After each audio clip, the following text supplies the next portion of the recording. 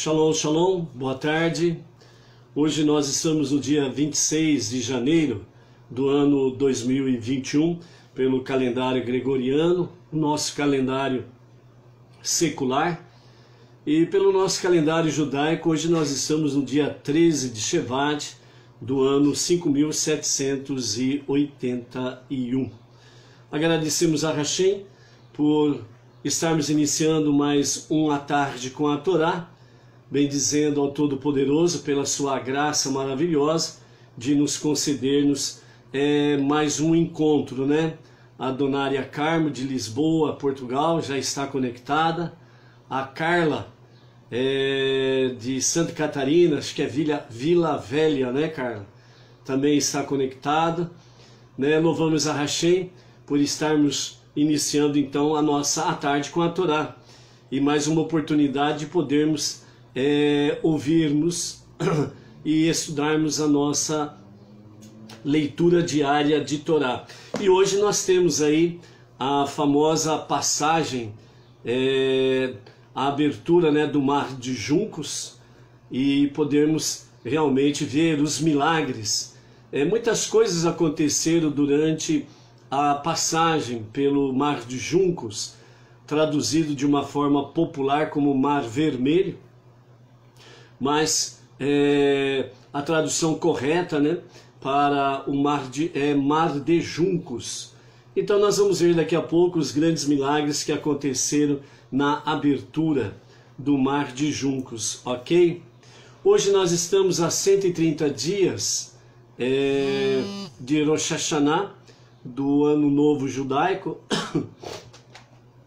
5781, e nós vamos então para a nossa gota de sabedoria do nosso Rebbe, né?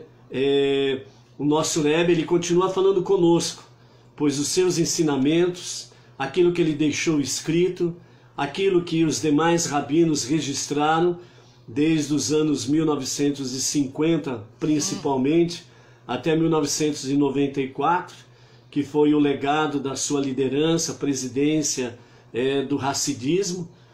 Então, através dos seus escritos, o nosso Rebbe, ele continua falando conosco, e isso é maravilhoso, de podermos, sem sombra de dúvidas, contemplarmos a graça preciosa de nós estarmos ainda podendo, entre aspas, né, ouvir a voz do Rebbe. Carla de Costa, Joinville, Santa Catarina. É isso daí então, Carla, a Donária, e nós temos aí a Regina, se eu não me engano, que acabou de entrar também, né? Louvamos a Hashem pelas suas vidas, por estar aí sempre conectadas conosco, né? E juntos fazer parte da nossa sala de estudos de Torá, né? Bendizemos a Hashem por isso daí, ok? A nossa gota de sabedoria que o Rebbe nos dá para hoje é muito interessante, e é específica para o nosso dia. Então, portanto, que nós possamos aí ouvirmos com detalhes aquilo que o Rebbe nos diz, ok? Vamos lá então? Segundo o primeiro livro, né, Trazendo o Céu para a Terra, que são 365 meditações dos ensinamentos do Rebbe, Menachem Mendel, o Rabi Tzvi Freeman, o rabino que fez este livro trazendo os ensinamentos do nosso Rebbe, ele diz assim: a primeira vez que mostrei esse livro a amigos, detectei um desdém pela frase servir a Deus. Um conceito que aparece com muita frequência. Afinal, a servidão saiu de moda com a emancipação. Mas eu mantive o termo. Afinal, este não é um livro sobre as ideias de meus amigos, e nem mesmo sobre as minhas próprias ideias, e sim sobre as ideias do Rebbe, os seus ensinamentos, e esta né, uma das expressões que muito ele usava, servir a Deus. A palavra servidão evoca um sentido de submissão do próprio ser a outra entidade. E, portanto, de aprisionamento de todo o potencial de autorrealização que lhe foi dado. Mas quando falamos em servir a própria fonte de seu ser, a submissão do que é do eu, né, do nosso eu, adquire um significado oposto e completamente novo.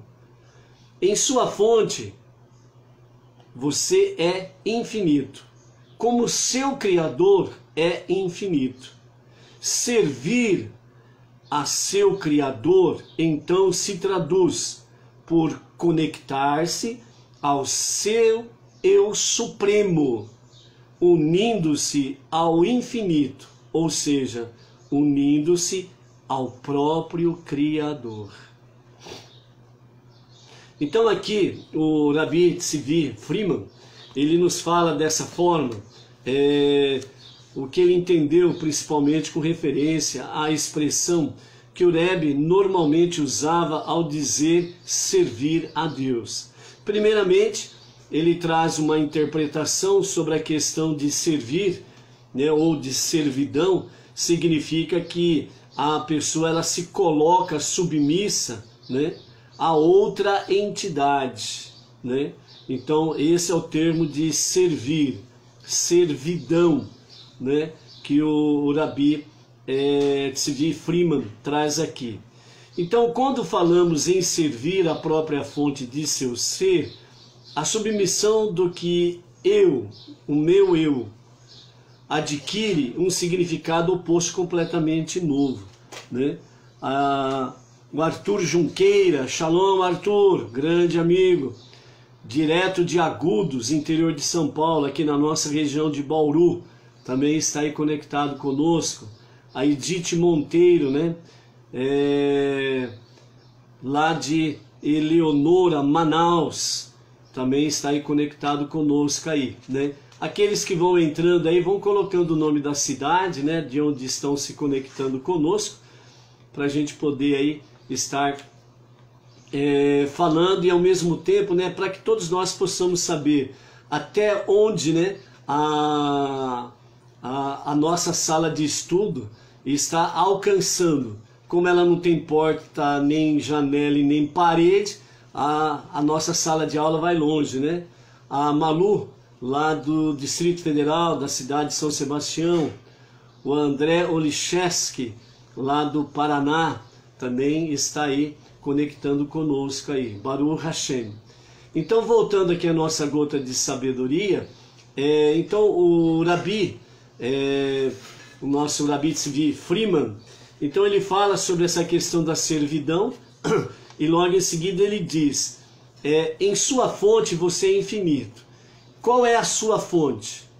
Nós precisamos dizer, falar, sentir e vivenciar. Então, vamos perguntar para si mesmo, então, qual é a minha fonte? Em sua fonte você é infinito. Só existe uma fonte infinita. E quando você se conecta a esta fonte, você se torna um infinito. Então você é infinito quando você está conectado com a sua fonte. Quem é a sua fonte? Só existe uma fonte infinita. A nossa fonte é o nosso Criador, o único Deus. Então ele é infinito. Desta forma, servir a seu Criador, então se traduz por conectar-se ao eu, o meu ser. É isso que você precisa falar. Então, se traduz da seguinte forma: eu conecto o meu eu supremo. Qual que é o meu eu supremo? A minha alma divina. Unindo, então, essa minha alma divina, essa minha conexão com o meu eu supremo. Então eu me uno ao infinito. Ou seja, eu estou unido, conectado com o próprio Criador. Essa é a única forma de você ser infinito. Essa é a única forma de você estar ligado à fonte da juventude e tendo certeza que a sua vida, ela é infinita, ela é eterna, porque a sua fonte é eterna e infinita, e a sua alma divina, ela é eterna e infinita. Então, vem aqui e nos fala da seguinte forma o nosso Rebbe: o propósito de todo ser humano é servir a seu Criador, e esse é um serviço de grande alegria. Não é um serviço de tristeza, de um jugo pesado, rancoroso e por aí afora vai. Por isso, aquele que serve a sua fonte infinita, portanto, aquele que se conecta com o seu Criador, o Todo-Poderoso, então ele não pode ter um rosto cabisbaixo, triste, melancólico. Ele tem que levantar o seu rosto. Ele representa o seu Deus. Ele representa o seu Criador. Ele está conectado a esta fonte infinita. E você é infinito. Eu, mortal insignificante, e ser decisivamente finito, sirvo com meus atos ao Criador infinito de todos os mundos. Essa é uma expressão que nós precisamos estar usando.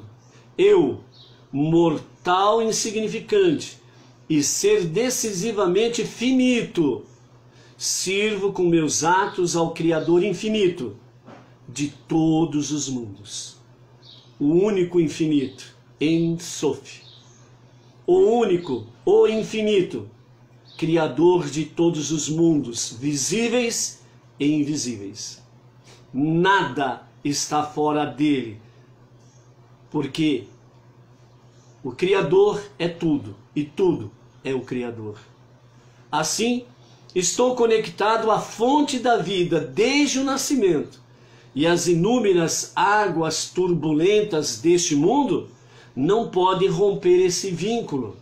Ainda que por vezes eu venha a falhar, posso sempre retornar, no único momento, religar toda a minha alma ao Ein Sof, ao o infinito, ao soberano de todos os mundos. Então, por isso, a mensagem do Rebbe, com comentários do nosso Rabino Sivi Freeman, então nós temos aí como que nós podemos nos tornar infinitos, sendo que nós somos finitos. As águas turbulentas deste mundo presente não podem romper esse vínculo. As águas turbulentas desse tempo presente não podem, em hipótese nenhuma, nos afogar em nossa jornada. Então, nós temos aí, sem sombra de dúvidas, a palavra para nos fortalecer na nossa caminhada, na nossa jornada, principalmente diante desse mundo presente tão turbulento que está. Por isso, as águas turbulentas desse tempo presente não podem romper esse vínculo que nós temos com o nosso Deus, com Ein Sof, o infinito. Podem vir os ventos, tempestades, as águas do mar podem ter as suas ondas terrivelmente turbulentas, mas não podem romper o nosso vínculo com o nosso Todo-Poderoso, único Criador, único Deus, único Salvador, o nosso Ein Sof, a nossa fonte infinita.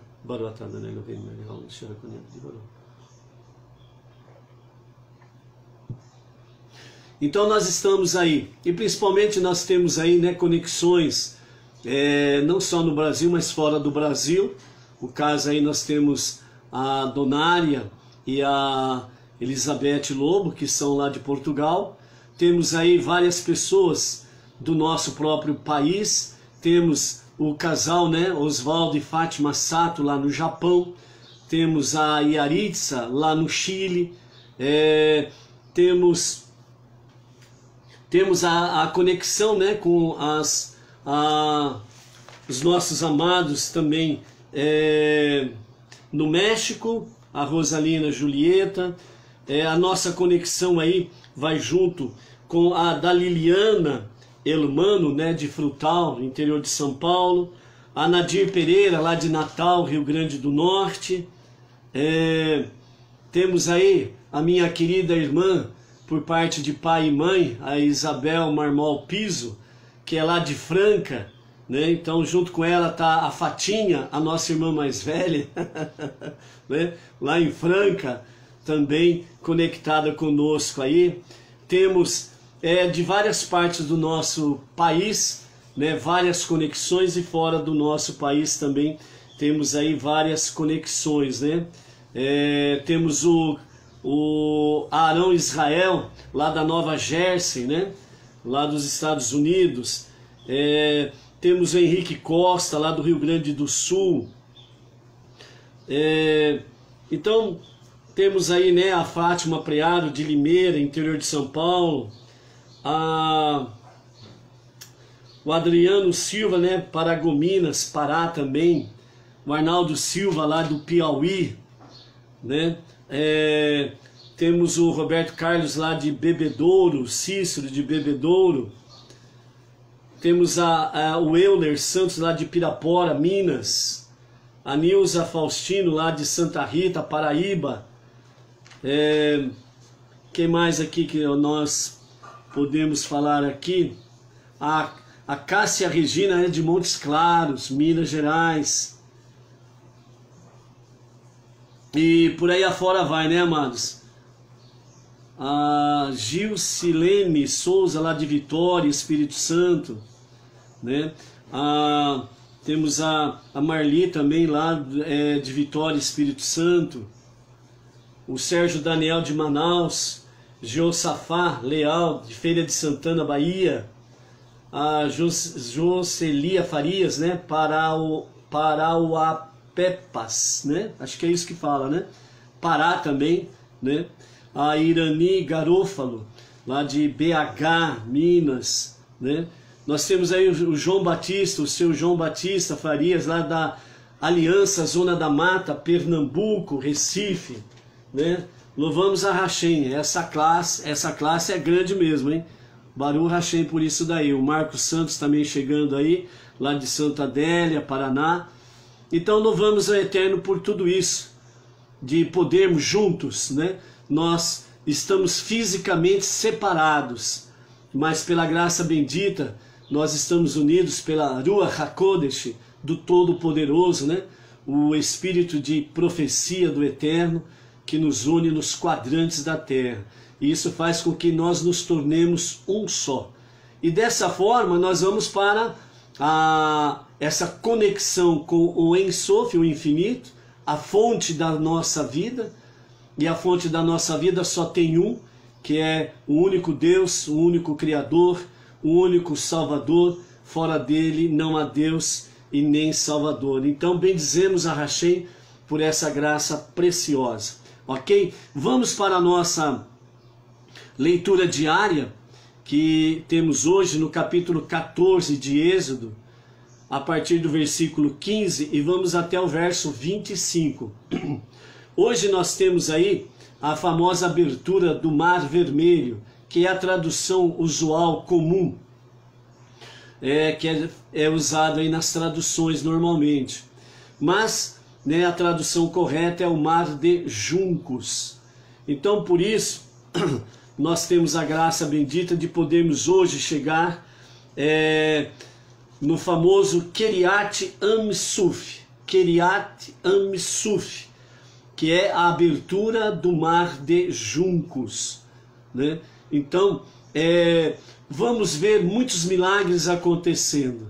Talvez alguns ou muitos de vocês ouvirão pela primeira vez algumas coisas pertinentes a essa abertura do Mar de Juncos, ok? Então vamos fazer a leitura com os comentários de Irache, para que nós possamos aí estarmos comentando esses milagres que aconteceram na abertura do Mar de Juncos. E, como diz o nosso Rebbe Menahem Mendel, pegando a lição da nossa Aliá e como que poderemos aplicar em nossas vidas no nosso dia presente. Então, segundo o nosso Rebbe Menahem Mendel, para que o estudo da Torá ela tenha um efeito positivo nas nossas vidas, não somente devemos aprender os ensinamentos que os sábios nos trazem, que a Torá nos ensina, mas para ter uma melhor e maior eficácia, nós temos que trazer isto para o nosso cotidiano. E o nosso Rebbe Menahem Mendel, ele enfatizou muito isso daí, tanto nos ensinamentos para o mundo judaico, como para o mundo não judaico. Então, se nós estudarmos e ficarmos apenas lá no passado, nós não vamos ter uma aplicação correta do estudo da Torá. Então, vamos estar atentos e vamos realmente, à medida que vamos ouvindo os fatos, ao mesmo tempo, tire os ensinamentos para a sua vida do cotidiano. E você verá que muitas e maravilhosas lições você aprenderá, e muitas e maravilhosas lições você vai deslumbrar de milagres que acontecem diariamente contigo, e muitas vezes nós não nos apercebemos disso. Vamos em frente? Como diz a gota de sabedoria que nós acabamos de ouvir, né?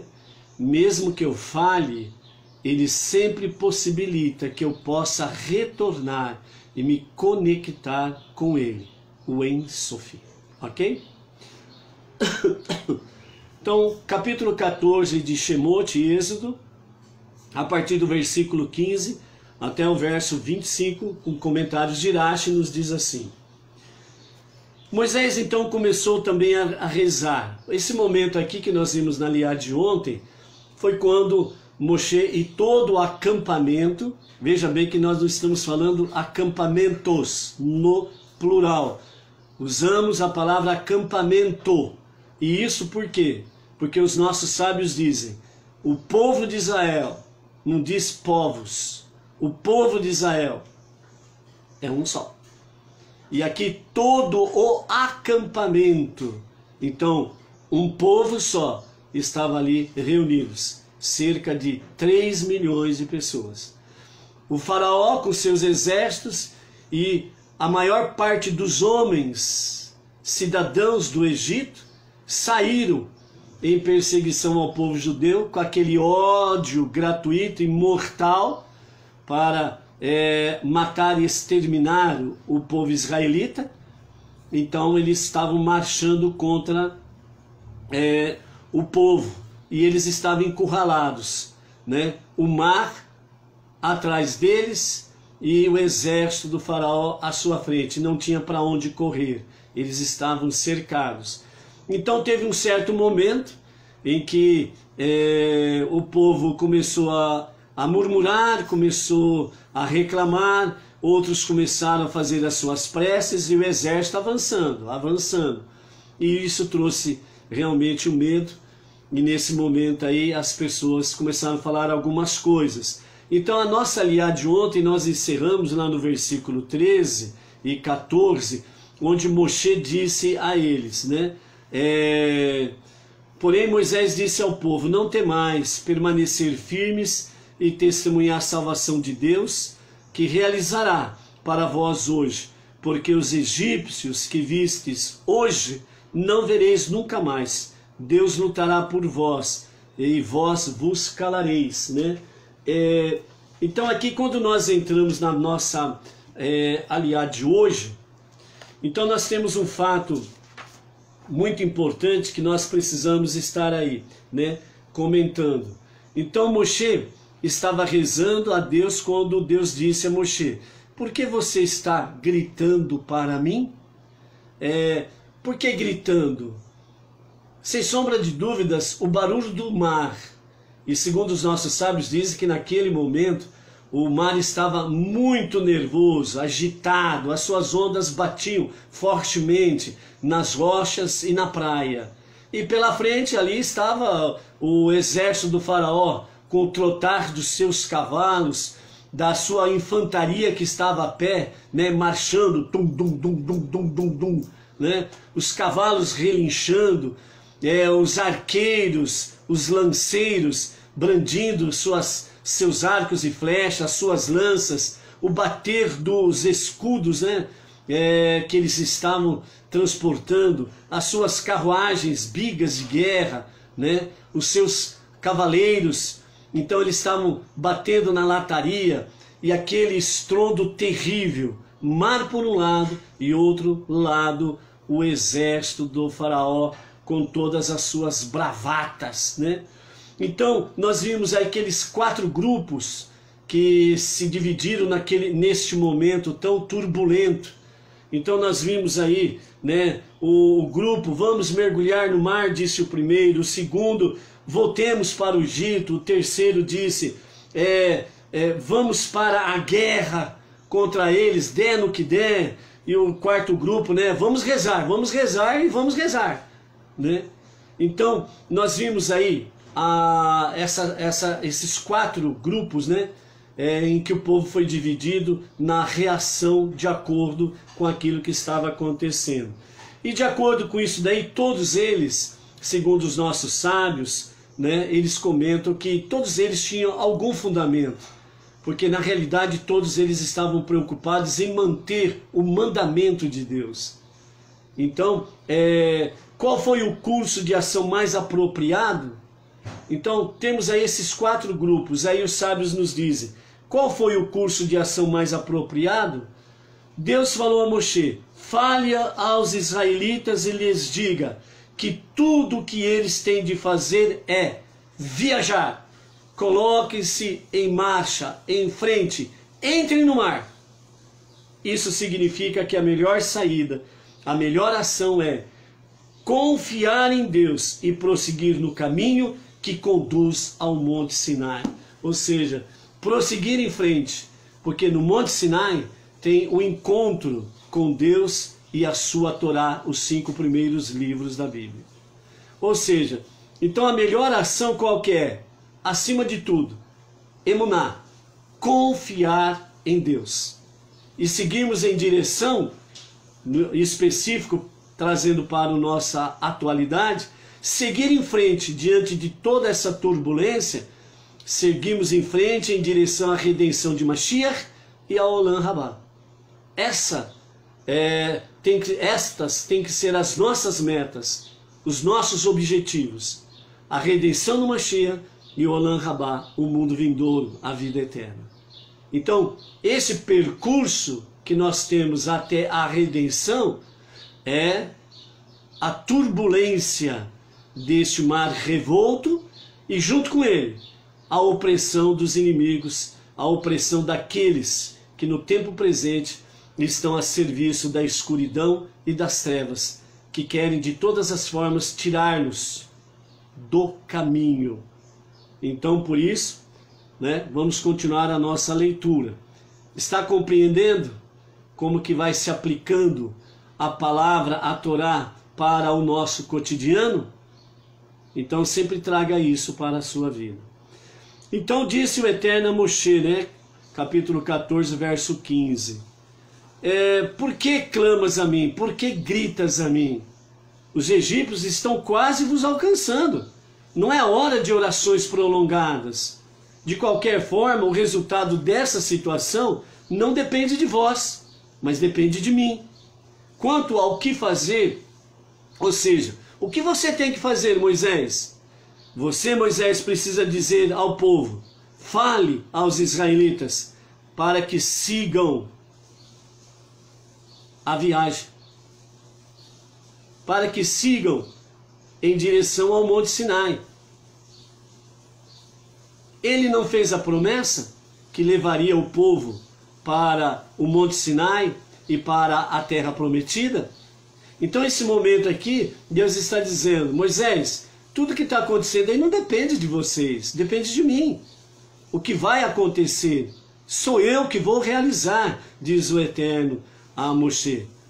E em seguida o Eterno diz a Moshe, ó, o que você precisa fazer? Você precisa guiar o povo. Você precisa dizer ao povo, levanta, andem, se lancem ao mar, sigam em frente, né? Então dessa forma aí, segundo os comentários dos nossos sábios, eles falam de forma bem tranquila, nos orientando da seguinte forma, né? Nachshon ben Aminadav, ou seja, o neto de Arão, o líder da tribo de Erudá, naquele episódio, não pensou duas vezes. Sua fé em Deus era tão forte que ele saltou ao mar sem temor. E ele foi entrando no mar. A partir do momento que Moshe obedeceu à voz de Deus, diga ao povo para viajar, marchar e ir em frente. Então Nachshon, filho de Aminadav, neto de Arão, simplesmente fez o quê? Ah, esta é a ordem? Confiança, emuná. Deus disse, então vamos em frente. E ele então se lançou sobre o mar. E foi andando, entrando, e as águas foram cobrindo, e já não tinha mais jeito. Parecia que o mar ia cobri-lo completamente, e dessa forma iria se afogar. Então nós temos aí a palavra que Deus recompensou a atitude, né, de Nachshon, sua grande emuná em mim será recompensada. E ordenou a Moshe que estendesse a sua mão, e toda a água recuou, abrindo caminho, né, para que o povo pudesse passar. Então desta forma o mar de juncos se abrirá diante de vocês. Quanto a ti, ergue teu cajado e levanta teu braço sobre o mar de juncos e abre-o, e os israelitas entrarão no meio do mar por terra seca. Quanto a mim, tornarei os egípcios obstinados de maneira que entrarão atrás deles. Assim serei glorificado os carros e seus cavaleiros. Estamos de volta, um sinalzinho aí que caiu da internet, estamos de volta, ok? Verso 18. Os egípcios, tanto aqui como no Egito, então saberão finalmente que eu sou Deus, quando eu for assim glorificado por meio de Faraó, seus carros e seus cavaleiros. Enquanto os egípcios se aproximavam, o anjo de Deus que avançava à frente do acampamento israelita moveu-se e seguiu atrás dele. Esse anjo de Deus que fala aqui são as nuvens que estavam diante do povo, sobre o povo, ao redor do povo, né, para proteção contra todo e qualquer perigo do deserto e também contra o sol escaldante, né, nuvens de proteção. Então esse anjo de Deus foi para trás, essas colunas de nuvens, né, foram para trás, para impedir que os egípcios prosseguissem em ataque contra os israelitas.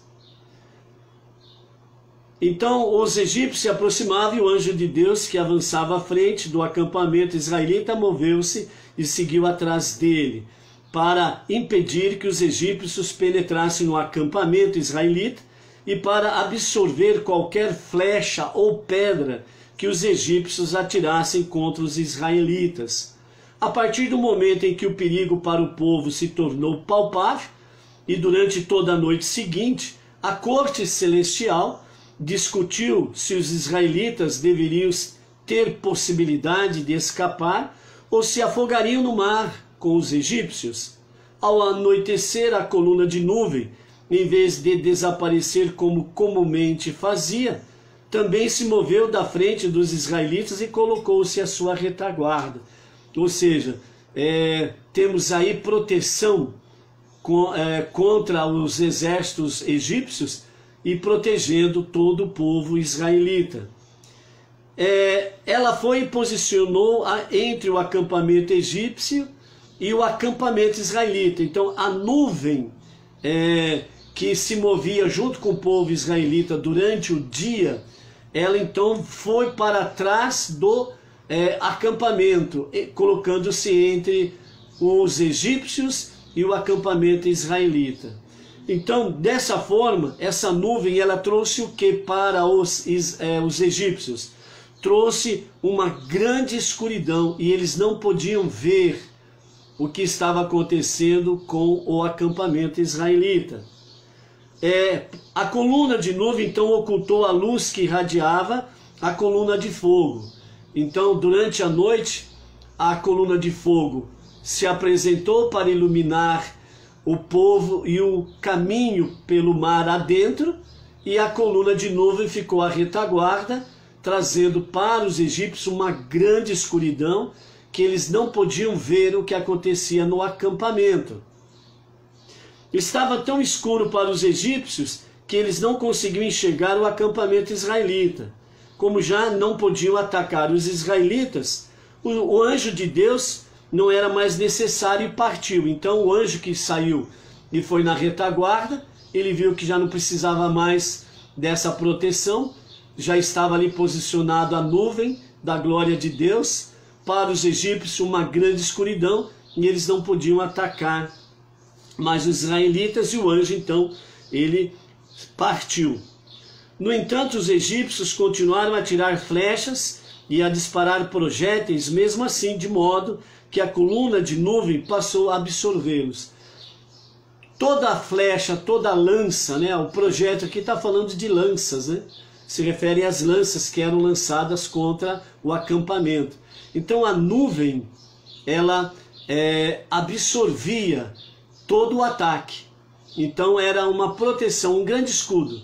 As flechas e as lanças batiam na nuvem, puf, e caía por terra, não ultrapassava o limite. Porém, embora estivesse escuro para os egípcios, a coluna de nuvem iluminou a noite para os israelitas, porque a coluna de nuvem obstruía a visão dos egípcios. Um acampamento não se aproximou do outro durante os primeiros 2/3 de toda a noite. Verso 21 do capítulo 14. Moisés então levantou o seu braço sobre o mar. Deus recuou o mar durante toda a noite com um vento forte, vento vindo do leste. Toda vez que você ouve falar vento leste, é este elemento da natureza que Deus sempre usou para punir os maus. O vento leste é um instrumento de Deus para punir os maus e os perversos. E transformou o mar em terra seca. E ainda as águas do mundo inteiro se abriram para que o mundo todo soubesse desse milagre. No momento em que Deus abriu o mar, vejam bem, no mesmo momento em que Nachshon, neto de Arão, lançou-se no mar, ao mesmo tempo ele foi adentrando no mar, não se importando com as ondas revoltas e nem à medida que as águas iam subindo. Ao mesmo tempo Deus ordenou a Moshe para levantar o seu cajado e tocar as águas para as águas se abrirem, certo? E aí o mar então tornou em terra seca. Nesse mesmo momento, as águas do mundo inteiro, segundo os nossos sábios, as águas do mundo inteiro se abriram. Foi uma testemunha viva no mundo inteiro o que Deus estava fazendo exatamente naquele momento, ali, no mar de juncos. Deus estava abrindo o mar para salvar o seu povo. Continuando os comentários dos nossos sábios, dizem: e o mar fendeu-se em 12 caminhos, uma para cada tribo. As almas dos patriarcas vieram ao mar e Deus mostrou-lhes como estava salvando os seus descendentes. Vejam bem que aqui os comentaristas falam que o mar ele abriu-se em 12 caminhos. Ou seja, Deus abriu o mar e através dessa abertura ele simplesmente deu 12 túneis, 12 caminhos para que cada tribo adentrasse por um dos túneis, por um de cada caminho. Então cada tribo, as 12 tribos, entraram cada uma em seu túnel. Portanto, o mar fendeu-se em 12 caminhos, em 12 túneis. Lembra que existe lá no continente europeu a passagem de um túnel, né? Se não me engano, acho que é o trem rápido, ou trem bala, ou metrô, que passa por debaixo, parece que do Canal da Mancha, e sai de um lado para o outro, passando por baixo das águas, né? Então abriu-se um caminho seco ali, e fizeram um túnel, e sai de um lado para o outro, e passa por debaixo ali das águas. Então aqui nós temos exatamente isto. Então aquilo que fizeram lá não é nenhuma novidade, porque Deus fez lá, na abertura do mar de juncos. As águas se abriram, Deus fez com que 12 túneis aparecessem, e cada tribo entrou por um dos túneis. 12 tribos, 12 túneis, certo? E as paredes de um lado e do outro se tornaram como gelos, certo? Os túneis eram como paredes de gelo, e as águas não podiam invadir os túneis. Como que nós sabemos, por exemplo, que esse comentário dos sábios trazem para nós 12 caminhos? Então, você dá uma olhadinha lá em Salmos, no Salmos de número 136. No Salmo 136, nós temos aí, porque eterna é a sua misericórdia, né? Nos fala o Salmo 136. E cada maravilha que vai sendo citado aqui no Salmo 136, ele fala exatamente porque eterna é sua misericórdia, ok? Salmo 136. Regina Marques, shalom, shalom, boa tarde, lá do Rio de Janeiro, está se conectando conosco aí.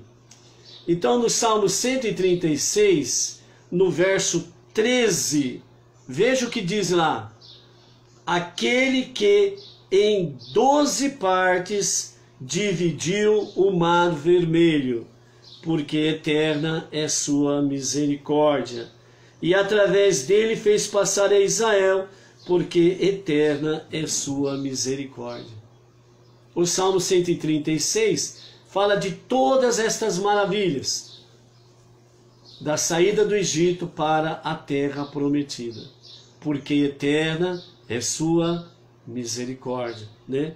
Versos 13 e 14. E depois no verso 15 fala, né? E ao faraó e seu exército precipitou naquele mar, porque eterna é sua misericórdia. Então nós temos aí a resposta, que de fato o mar se abriu e 12 túneis estiveram ali para o povo passar, onde eles passaram toda a noite para o outro lado. Continuando então, verso 22, os israelitas entraram no meio do mar por terra seca, e a água formou uma muralha para cada tribo, à sua direita e à sua esquerda. Observem que os israelitas entraram no meio do mar por terra seca, e a água formou uma muralha para cada tribo, à sua direita e à sua esquerda. Ou seja, as águas, elas se tornaram por cima dos túneis, certo? E os túneis teve proteção total, e as águas não invadiram, né, os túneis, eles passaram em segurança em terra seca do outro lado. Os nossos comentaristas, os nossos sábios também falam que durante a travessia, que foi longa, certo? Então, se porventura alguma criança tivesse sede, certo? Então era só ela falar que estava com sede. E aquela parede do túnel congelada, então ela abriu uma biquinha de água e as crianças podiam tomar a água tranquilamente, água potável.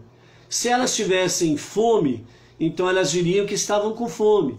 Então, algum tipo de fruta, aquela parede dava e as crianças pegavam e se alimentavam das frutas. Ou se desejavam comer uma outra coisa, era só falar que aquelas paredes davam o alimento adequado para que pudessem ter energias para atravessarem até o outro lado. São maravilhas que aconteceram durante a travessia do Mar de Juncos. Verso 23, a coluna de nuvem seguiu os israelitas ao mar, e então os egípcios recuperaram a visão, e os egípcios, todos os cavalos, carros e cavaleiros do faraó, perseguiram os israelitas e entraram atrás deles no meio do mar. Parece que parou, né? Cessou de acontecer milagres? Não, vamos ver o que acontece aqui. Tem mais ainda, muito mais ainda. Quantas parashiote temos durante o ano? São 54 porções que nós temos em cada ciclo. Então, são 54 porções da Torá que nós lemos, os 5 livros da Torá, ok?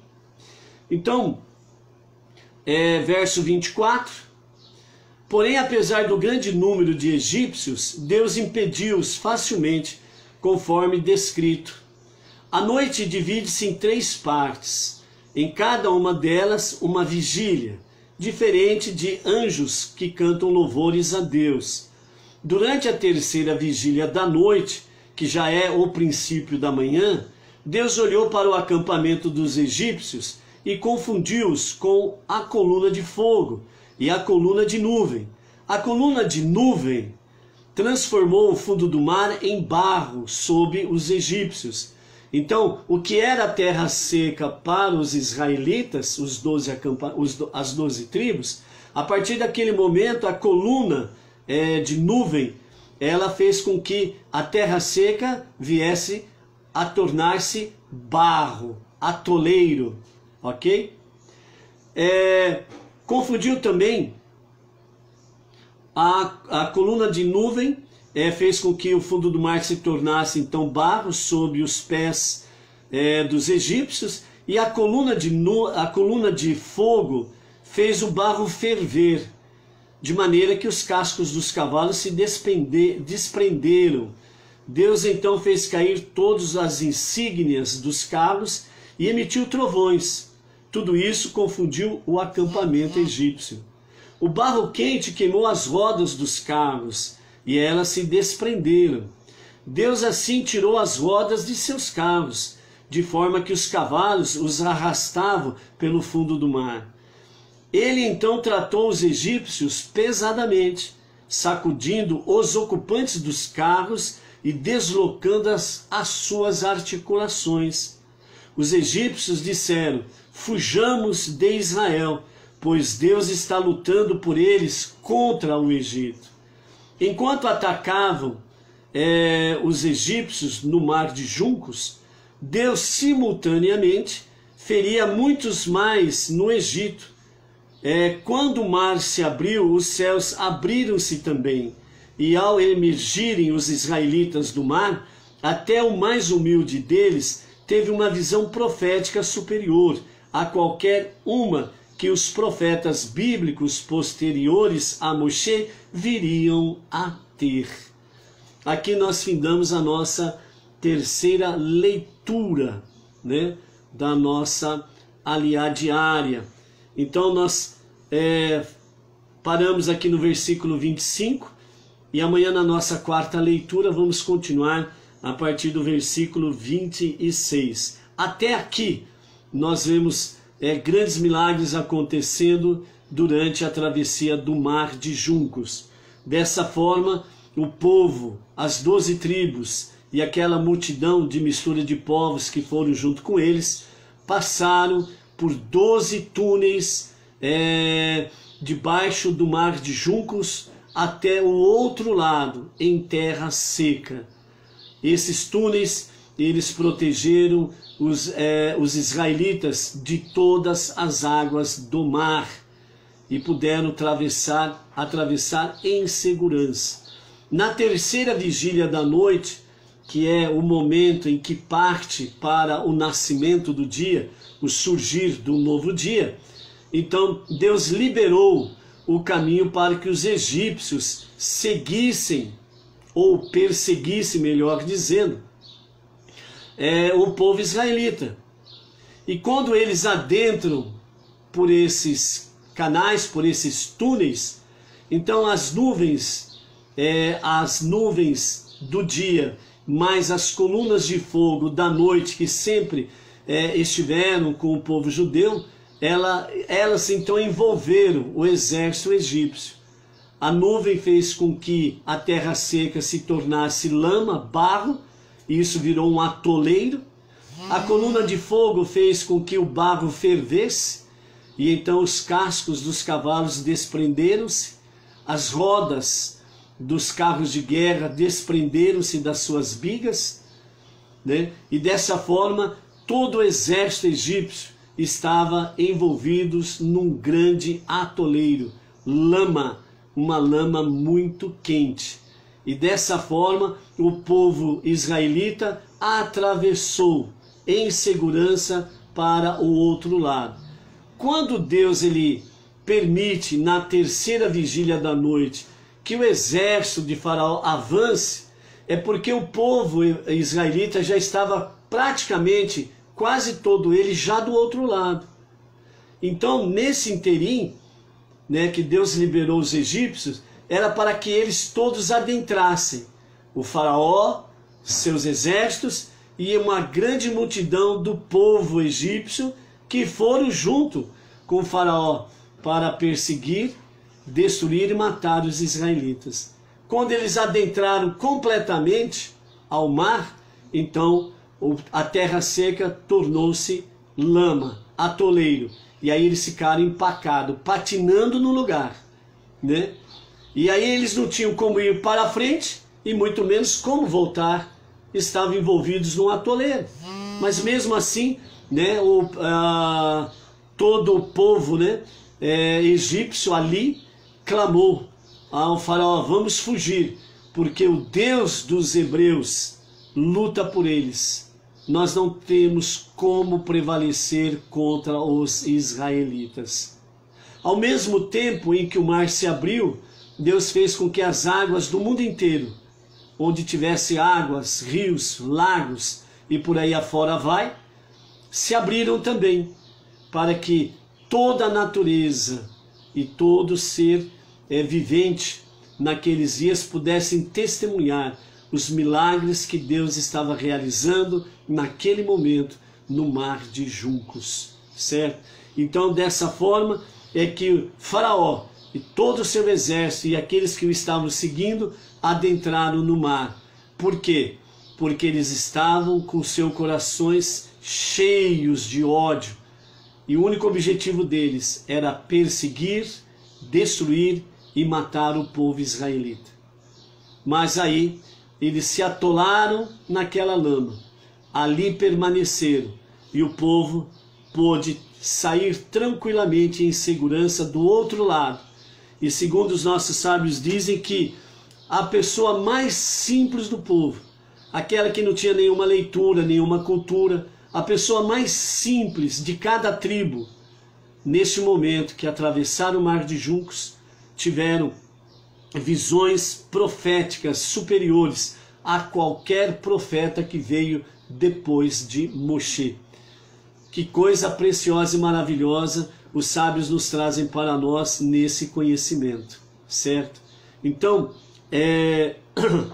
aí amanhã nós vamos ver o que acontece nessa sequência, o que acontece com o povo egípcio, né? E depois nós vamos ter aí na aliá de amanhã, nós vamos ter aí sobre o cântico, né? O cântico do mar de juncos. E nós vamos ver completamente o cântico do mar de juncos na aliá de amanhã. Então, a aliá de amanhã nós teremos também, né, um momento muito espiritual, muito sublime, muito elevado, com o cântico do mar de juncos, ok? Então essa é a palavra que nós temos para hoje, a nossa terceira aliá. E com a graça bendita de Hashem, que nós possamos estar juntos amanhã às 14 horas em à tarde com a Torá. Dentro disso daí, amados, lembre-se sempre, aprenda as ricas lições da Torá, trazendo para a sua vida no cotidiano, né? O que representa isso para nós? O que representa esse mar turbulento antes que alguém pudesse se lançar sobre ele? Nahom, neto de Aaron, quando Deus disse a Moshe, diga ao povo, a única coisa que eles precisam fazer é seguir em frente, avançar, ir avante. E é interessante nós observarmos, né, aqui, que quando Deus ele diz a Moshe, né, lá no princípio da nossa aliá, por que clamas a mim? Por que gritas a mim? A única coisa que vocês precisam é de emuná, confiança. Confiança no quê?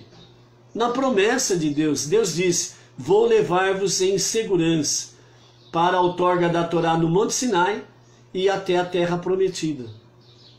Ele fez uma promessa. Por isso que os escritos dizem que Deus não é um homem para mentir. Por isso que o nosso Deus, o único verdadeiro Deus, ele nem nasceu e nem morreu. Ele não é homem nem filho do homem. Por quê? Porque o homem, ele mente. Uma hora ou outra ele comete uma falha. Uma hora ou outra ele comete pecado. O nosso Deus não. O Deus da Torá, o Deus de Israel, o Deus dos patriarcas, o Deus criador, único, indivisível e incorpóreo, ele não nasceu e nem morreu. Portanto, ele não é homem para mentir. E nem filho do homem. Então, o verdadeiro Deus, ele não tem esses títulos. Impostores têm. Impostores têm título de homem, filho do homem. Mas o Deus real e verdadeiro das Escrituras, ele não é homem e nem filho do homem. Por isso que ele não nasceu e nem morreu. Ele é o Ein Sof, ele é o infinito. Como que você vai colocar o infinito dentro do finito? Como que você vai colocar o infinito dentro de um ser humano tão limitado, finito e mortal? Não tem como. Por isso nosso Deus, ele nem nasceu e nem morreu. E quando ele disse a Moshe, ó, fala para o povo, emuná, confiança, eu fiz uma promessa e sou fiel para cumpri-la. Então diga ao povo, em frente, em marcha. Mas o povo olhou para o mar e o povo viu o mar revolto. O que eles fizeram? Eles ficaram em casa. Ficaram parados, ficaram estacionados, cada um no seu quadrado. Entendeu? Nachshon, neto de Arão, o sacerdote. Ele apenas ouviu a voz de Deus através de Moshe. Então ele não olhou para o mar. Ele olhou o que estava além do mar e se lançou, entrou no mar, confiou. E muitos outros, principalmente da sua tribo de Yehudá, lançaram-se junto com seu príncipe, junto com seu líder. Não numa fé cega, mas numa fé inteligente. Eles tinham confiança que se eles se colocassem em obediência, Deus é que faria o milagre, não o homem. Eles tiveram a certeza que à medida que eles se colocariam passo a passo em obediência, o mar se abriria. Eles chegariam, de qualquer forma, chegariam em segurança do outro lado. O que te lembra isso? Que salmo que te lembra isso? Olho para os montes. De onde me vem o socorro?